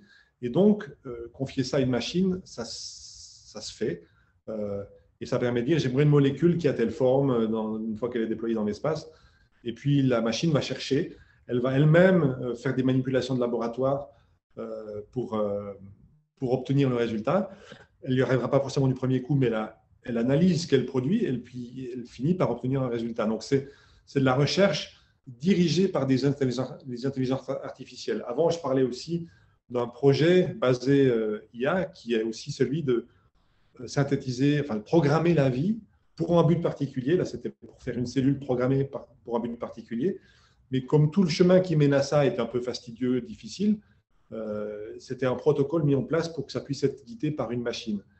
Maintenant, il y a un autre point, c'est qu'on fait des machines de plus en plus intelligentes, et puis les algorithmes, donc les manières de les programmer n'ont pas beaucoup changé depuis il y a 40 ans. Bon, bien sûr, on a inventé quelques idées de plus, mais globalement, c'est quand même un peu dans le même genre d'idées.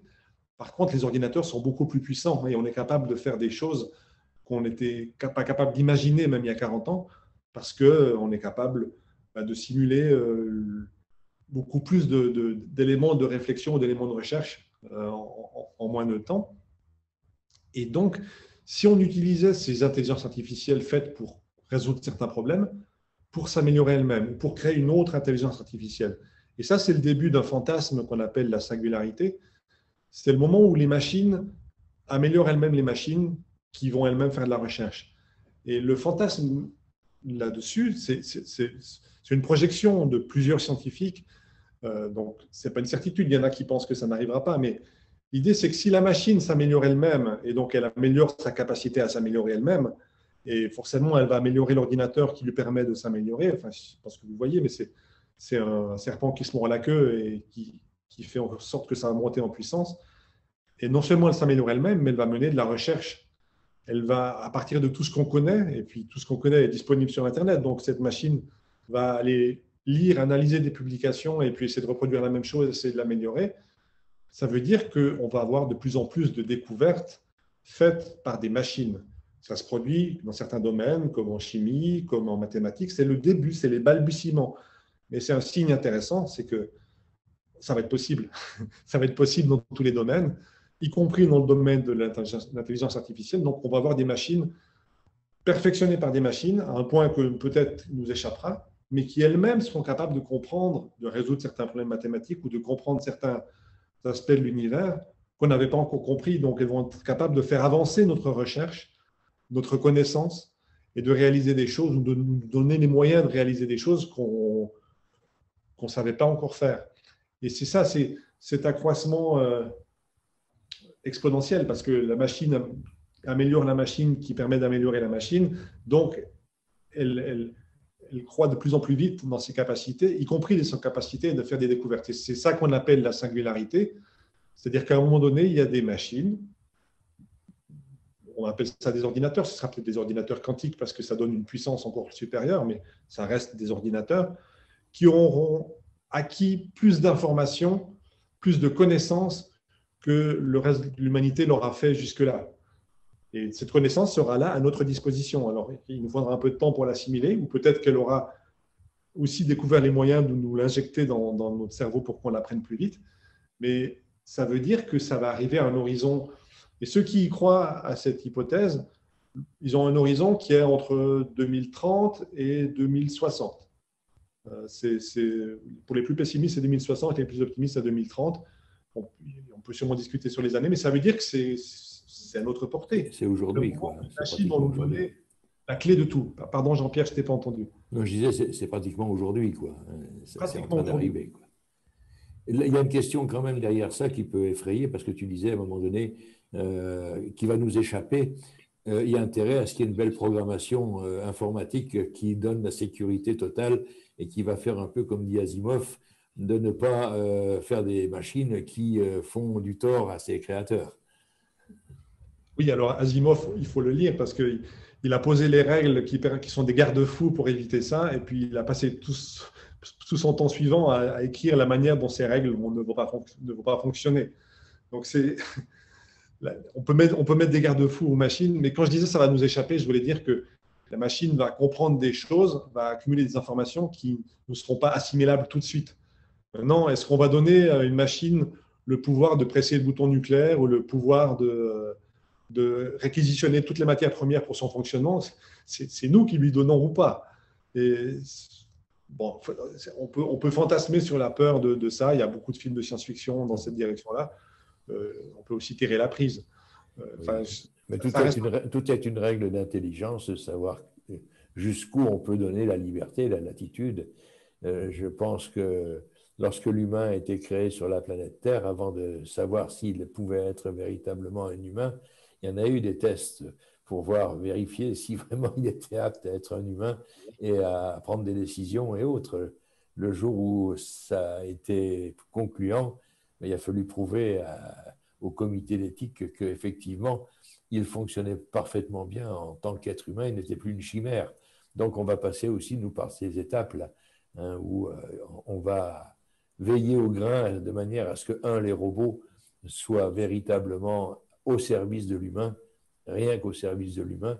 Et puis quand on décidera de leur donner une conscience, une autoprogrammation, une capacité à être totalement libre, là on aura fait une nouvelle souche humaine, quoi.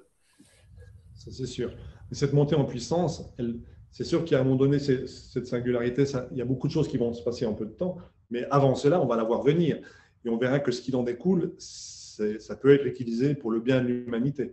Et c'est ce bien de l'humanité qui nous permettra d'avoir confiance dans ce qui se passe, et puis éventuellement de corriger le tir ou de se protéger contre une prise de pouvoir par les machines. On peut se demander, quand on voit ce que fait l'être humain actuellement, est-ce que vraiment les machines pourraient être pires? Ce serait presque un succès si une machine réussissait à être encore plus, plus géniale que nous dans l'autodestruction. Je crois qu'il y a Ève, je crois qu'il y a des questions.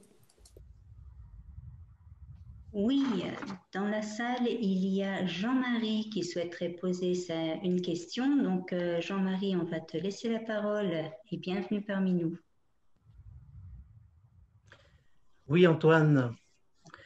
En fait, tu as pratiquement répondu à la question que je voulais te poser, mais je vais quand même te la poser. Dans quelle mesure penses-tu que l'encarcanisation du monde scientifique à travers le créationnisme, la croyance en Dieu et l'évolutionnisme puisse être un frein dans le développement scientifique de l'humanité? Alors, tu as parlé de machines, effectivement, c'est une réponse. Je ne sais pas si j'ai entendu le début de la question, mais tu as demandé en quoi je pense que les croyances, finalement, de certains scientifiques peuvent être un frein au développement de l'humanité. Les scientifiques sont des êtres humains, ils ont toujours eu des croyances et des préjugés. Et comme je le disais au début, c'est vraiment le seul outil qu'on ait trouvé pour sortir un petit peu des préjugés et des croyances, c'est précisément la méthode scientifique. Il y en a qui disaient, faire de la science, c'est accepter de penser contre sa propre pensée. C'est accepter de regarder les faits tels qu'ils sont, puis de se dire, peut-être je me suis trompé. Et ça peut arriver. Peut-être des gens qui étudient la biologie et qui pensent qu'elle est arrivée par le seul hasard, finiront par se dire quand même, c'est juste inexplicable comment le hasard peut complexifier quelque chose. Ça va à l'encontre des lois de la thermodynamique, que quelque chose se complexifie tout seul dans un système fermé. Donc, il y a des moyens que certains se posent des questions, remettent en question leurs croyances. Et c'est l'immense avantage de la science sur tous les autres domaines de connaissance ou pseudo-connaissance, c'est que la science n'a pas de dogme et qu'elle est idéalement conçue pour aller au-delà de ces vérités temporaires. Donc, bien sûr, les êtres humains ne sont pas parfaits, ils ont des choses qui vont les freiner, ils vont avoir des émotions et des peurs qui vont les freiner, ils vont avoir des opinions politiques, enfin, ce n'est pas nouveau. Mais le fait de faire de la science les mènera quand même plus loin que s'ils étaient dans un dogme religieux immuable qu'il est impossible de remettre en question. En science, on peut tout remettre en question et c'est fait pour. C'est fait pour. Et évidemment, tout le monde ne le fait pas. Hein. On a le droit d'avoir des préjugés et de dire non, mais cette théorie-là, je suis sûr qu'elle est bonne, je ne touche plus. Il y en a. Et puis, ils sont remplacés par d'autres générations qui se mettent à penser différemment. C'est l'histoire de l'humanité. Je ne suis pas inquiet. Ça suit un cours normal. Il y a toujours eu des dogmes qui finissent par être cassés par des faits et par d'autres recherches. Donc, oui, ça freine. Bien sûr, ça freine par rapport à l'idéal. Et les machines n'auront peut-être pas, ou peut-être oui, les machines n'auront peut-être pas ces préjugés, ou peut-être qu'elles les auront parce qu'une intelligence artificielle, c'est surtout une machine à laquelle on a appris des choses. Et pour enseigner à une machine, souvent on lui présente des exemples. Et le choix des exemples peut orienter beaucoup sa manière de fonctionner. Donc, les biais cognitifs que nous, humains, avons, nous allons sûrement les transmettre aux machines. Ça n'empêche pas qu'il y a des méthodes qui permettent de passer par-dessus. J'espère que je t'ai répondu, Jean-Marie. En tout cas, merci pour cette question. Oui, absolument. Merci, Antoine. Steve, est-ce que tu peux mettre la petite vidéo?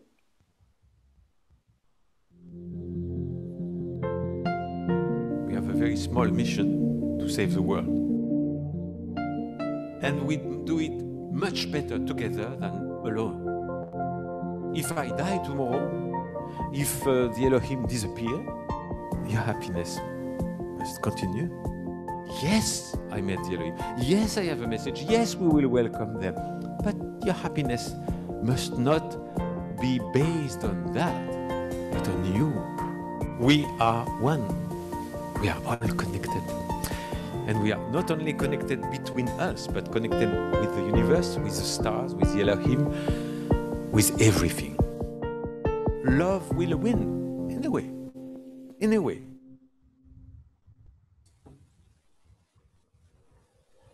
Yo, nous sommes un.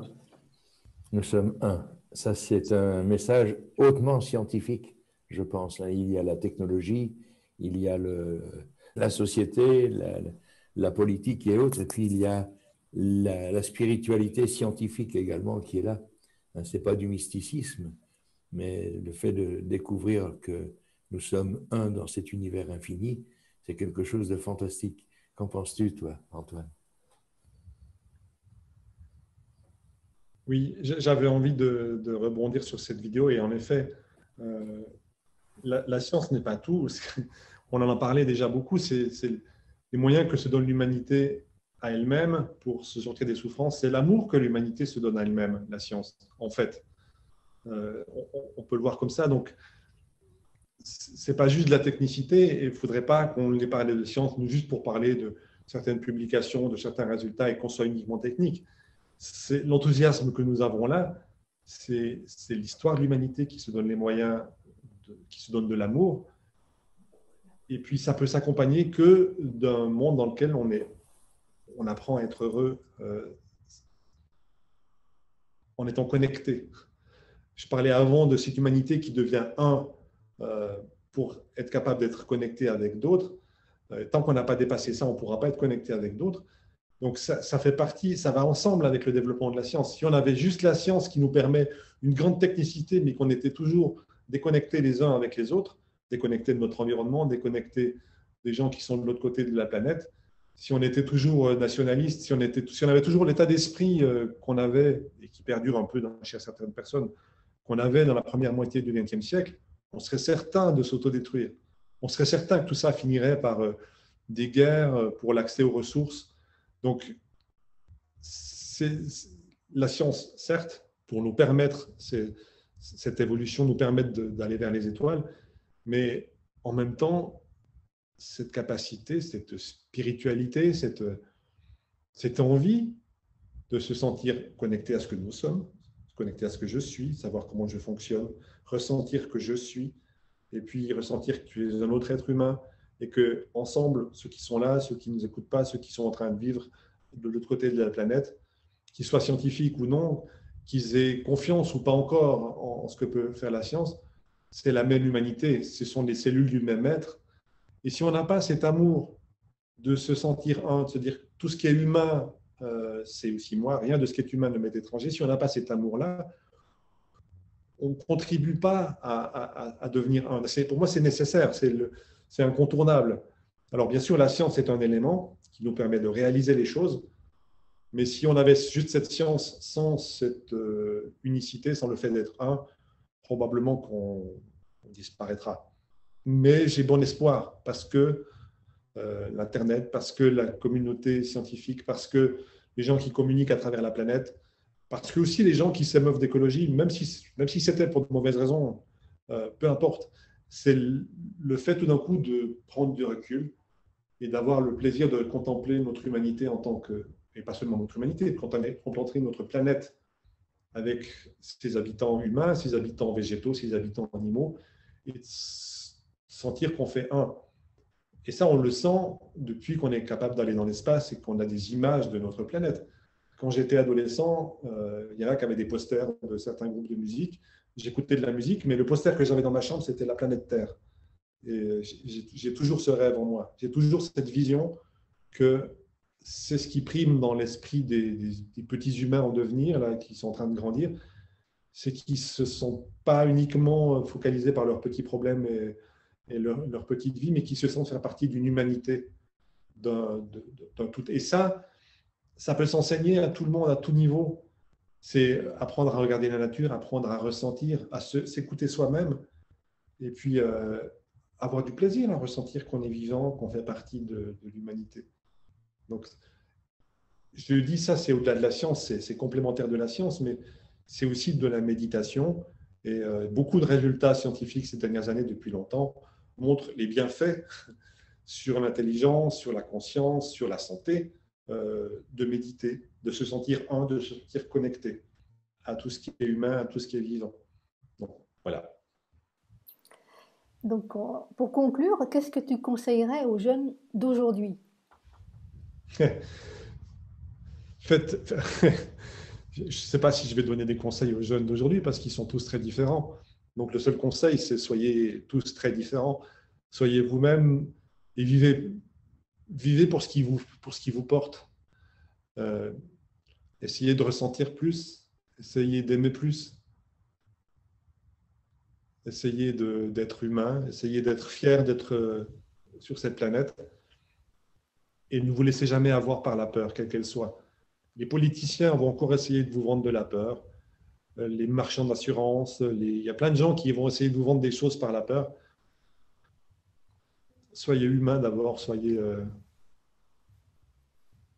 passionné par ce que vous allez faire, quoi que vous fassiez. Tout le monde n'est pas scientifique. Il y en a qui vont être passionnés par la science, mais il y en a d'autres qui vont être passionnés par cette expérience d'être humain, quelle que soit la manière dont on la vit. Ça ne dure pas longtemps pour l'instant, même si la science nous permettra de vivre un peu plus longtemps. Mais pour l'instant, l'expérience qu'on a d'être vivant, de pouvoir regarder les étoiles, comprendre où on est, rencontrer d'autres êtres vivants, ressentir battre son cœur. Donc, un conseil aux jeunes, c'est pas un vieux comme moi j'ai 50 ans, qui doit donner conseil aux jeunes, c'est à eux de prendre cette planète en main. Et puis, j'espère qu'ils auront ce rêve que j'ai aussi, d'en faire une planète unie, d'en faire un être épanoui, prêt à se connecter à d'autres êtres, parce qu'il y en a d'autres. Vous savez qu'il y a 40 ans, on nous disait « Oh, je ne suis même pas sûr qu'il y ait des planètes habitables ailleurs ». Maintenant, on les compte par milliers, les planètes qui seraient comparables à la Terre parce qu'elles ont la bonne position par rapport à leur étoile. Et donc, la question de la vie ailleurs ne se pose plus. La question, c'est à quel moment nous allons en découvrir les traces. Et c'est sûrement bientôt, c'est sûrement très bientôt. Et en tout cas, j'espère que quand on va rentrer en contact, on soit prêt. Parce que si on n'est pas prêt, probablement qu'on n'entrera pas en contact. Donc, moi, ça, c'est un rêve qui me porte. J'espère que les jeunes générations l'auront aussi. Mais c'est leur vie, c'est leur rêve à eux. Merci Antoine. Tu nous as fait rêver à la fois scientifiquement et puis humainement. J'espère que ton message sera entendu pour les jeunes. Et je te remercie encore une nouvelle fois. N'hésite pas à revenir si tu as envie de développer un sujet. Tu seras bien accueilli, je t'assure. J'étais très bien accueilli. Merci Marie, Jean-Pierre, vous êtes top. Oui, mais quand Marilyn dit bon tu es un espoir, tu donnes l'espoir à la jeunesse. Moi je suis un jeune de 75 ans, mais j'ai envie d'avoir cet espoir-là encore longtemps. J'aime entendre ton discours qui est en train de me montrer cet horizon lointain sur la Terre, mais lointain aussi dans l'espace infini, hein, que je peux atteindre par la pensée, comme tu l'as dit, par la méditation, par le ressenti d'être un avec tout ça. Tu nous as donné des belles pistes là qui sont extraordinaires, même pour un jeune de mon âge, quoi, tu vois. On va clôturer là, mais comme toujours, je vais d'abord laisser la parole à Marilyn qui va nous expliquer un peu, parce que dans le mouvement raélien, on vit aussi une vie active très intense. On diffuse les messages des Elohim sur toute la planète. Ils nous ont créés scientifiquement il y a des milliers d'années, ils nous ont laissé grandir, ils nous ont guidés par les prophètes qui nous ont envoyés, les messagers. Le dernier est là sur la terre, c'est Raël, pour nous guider encore une dernière fois et préparer l'accueil dans une ambassade qu'on va édifier. C'est maintenant, c'est tout de suite, là, c'est maintenant qu'il faut y penser à tout cela. C'est cette génération-là qui bénéficie en fait d'une dernière marche avant de partir faire le grand saut dans l'inconnu quelque part, sauf que si on entend le message des Elohim, on n'est plus du tout dans l'inconnu, on est dans un chemin qui est extraordinaire de beauté. Maintenant, à nous de le découvrir, ce message, de découvrir ce chemin. Je vais laisser Marilyn expliquer un petit peu tout ce qu'il y a comme activité ces jours-ci, et puis je vous inviterai à faire, comme on le fait à chaque fois, une petite méditation de 1 minute sur la paix, parce que la paix, on peut la programmer chez un robot, mais il faut aussi se la programmer intensément dans notre tête tous les jours. À toi, Marie. Oui, donc ce mois de mars est assez riche. Nous avons le 8 mars, la journée de la féminité, pour les hommes et pour les femmes. Donc on a transformé la journée de la femme en journée de la féminité. Parce qu'en fait, cette qualité se trouve à la fois chez les hommes et chez les femmes. Et c'est un gage de paix quand toute la planète peut développer cette qualité. Le 13 mars, nous avons une méditation planétaire en ligne. Alors notre objectif, c'est d'accroître l'harmonie, l'unité et la paix sur Terre. Donc, unissons-nous et méditons ensemble.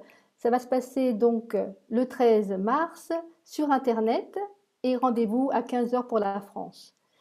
Le 20 mars, journée du bonheur et du bien-être. Cette journée sera dédiée donc à développer le bonheur autour de soi et à développer le bonheur qu'on a à l'intérieur de soi. Donc, si vous avez envie de participer à ces journées, à ces activités, je vous invite à aller retrouver les nouvelles sur rael.org du côté donc des événements. Merci Evangelos. Du côté des événements, donc allez visiter le site rael.org, vous aurez plein d'informations sur les activités, sur la philosophie, sur les livres.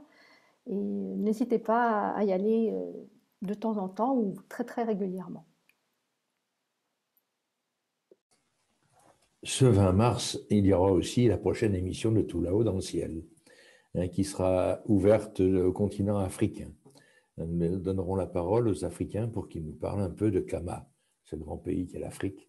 Et puis l'appel lancé à tous les Africains à travers la planète pour le retour vers Kama. Ça va être aussi une émission, je vous invite vraiment à la découvrir, à venir entendre le message de Kama. Et puis, si vous êtes kamite, c'est-à-dire africain, bienvenue aussi à cette émission pour éclairer les Occidentaux de ce qu'on vit et ce qu'on pourrait vivre ensemble. Voilà. Alors, je vais donner la guitare à Raël. On va lui laisser la guitare pendant juste 1 minute ou 2. Et puis on va s'amuser et ensuite on fera une petite méditation. Welcoming the planet, the Elohim.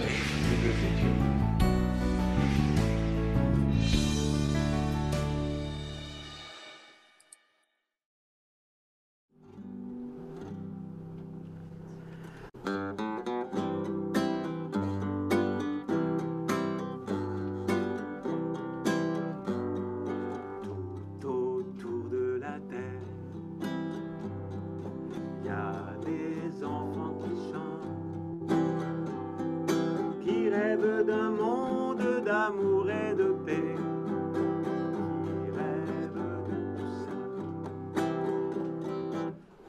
tout autour de la terre. Il y a des enfants qui rêvent, qui veulent qu'un jour il y aura plus de frontières et plus jamais de guerre. Médite une minute pour la paix, si tu veux les sauver. Médite une minute pour la paix, et tu peux tout changer.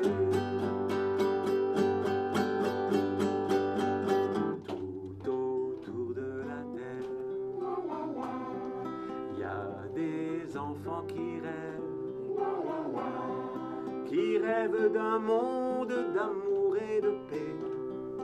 Médite 1 minute pour la paix. Tout autour de la terre, il y a des enfants qui dansent et qui veulent continuer d'aimer, de danser dans un monde de paix. Médite 1 minute si tu veux les sauver. Médite 1 minute pour la paix. Rien qu'en méditant, tu peux tout changer. Médite 1 minute pour la paix. Médite 1 minute pour la paix. Meditate 1 minute for peace. Médite 1 minute pour la paix. Allez, everybody. Médite 1 minute. Médite 1 minute pour... Médite 1 minute pour la paix. Ben voilà, la soirée se termine. Elle se termine avec cette action, parce que vous n'êtes pas venu simplement pour écouter, vous allez participer aussi. Actuellement, la planète a besoin vraiment d'un grand bol d'amour, un bol d'espérance. Le discours d'Antoine est merveilleux et nous ouvre un horizon qui est fantastique, si on le souhaite. On peut commencer déjà tout de suite à construire ce monde de paix. Et là, Raël nous a enseigné une méditation toute simple. Elle est toute simple, mais elle a son poids. Mathieu Ricard, qui a fait quelques expériences là-dessus avec des scientifiques, on a bien démontré que le cerveau a une particularité, c'est qu'il communique des ondes extraordinaires qui sont de véritables émissions de radio à travers la surface de la Terre. Eh bien, c'est exactement ce qu'il faut faire. En début de soirée, on a parlé donc du corps avec les cellules. Ben, nos cellules, elles communiquent en permanence, on l'a vu.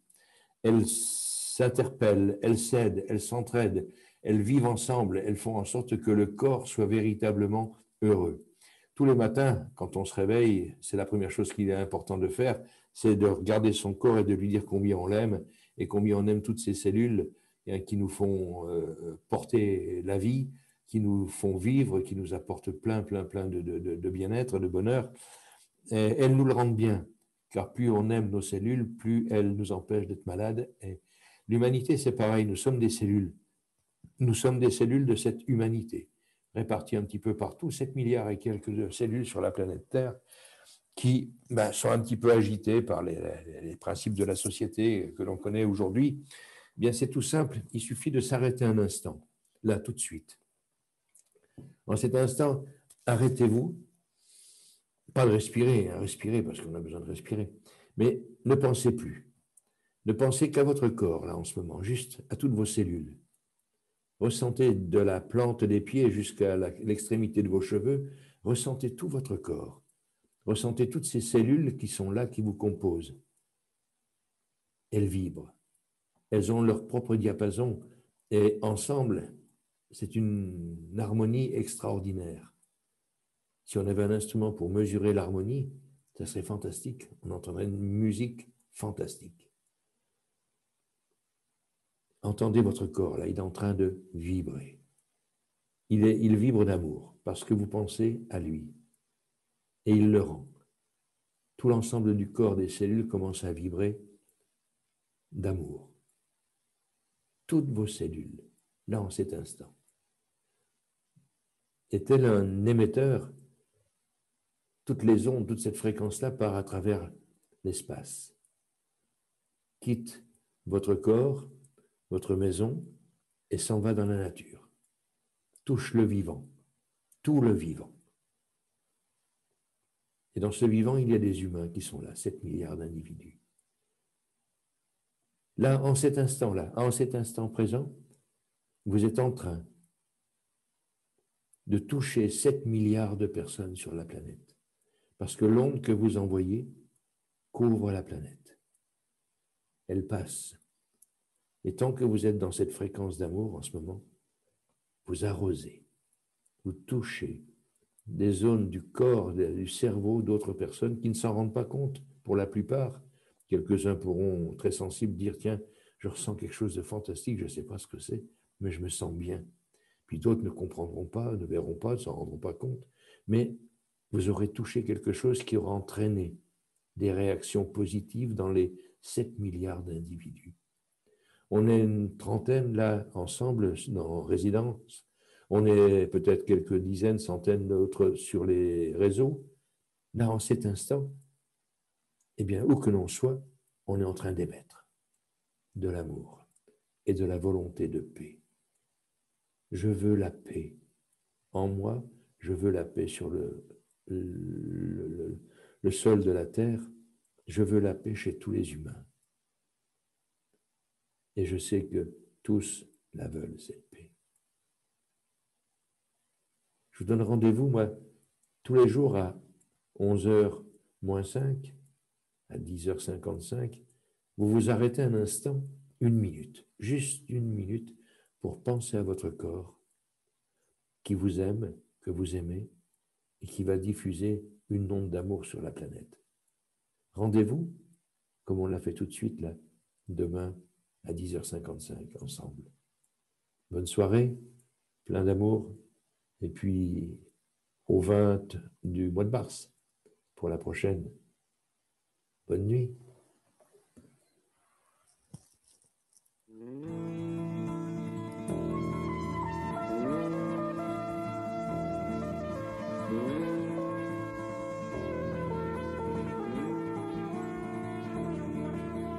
Tout là-haut dans le ciel, de grands yeux te regardent, et toi tu ne les vois pas. Tout là-haut dans le ciel, au milieu des étoiles, des gens vivent tout comme toi. Ça fait bien longtemps qu'ils sont venus pour créer la vie sur notre terre. Et le premier homme qu'ils ont fait, ils se sont mis à l'aimer.